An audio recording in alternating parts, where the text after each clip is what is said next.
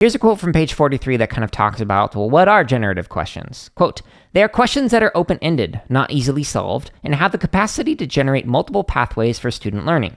Generative questions, also called driving or essential questions, encourage students to think deeply, to think across subject matters.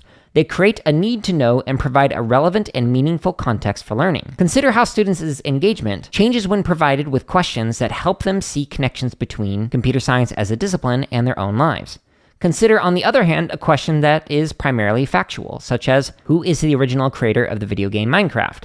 While important for ascertaining a specific response, its capacity to generate sustained inquiry, provoke thought, engender lively discussion, or analyze computer science in time, in place is limited," end quote. Now, I modified that to make it about computer science, but the same idea stands because it was obviously originally talking about music. So the authors recommend creating 1 or 2 generative questions that can help guide students. These are very broad, open-ended questions. It's not something as closed as what is a variable, or a little bit more open, like when might you use a variable, but kind of like what Katie was talking about in episode 7, like when are variables a problem in your life? They're much broader.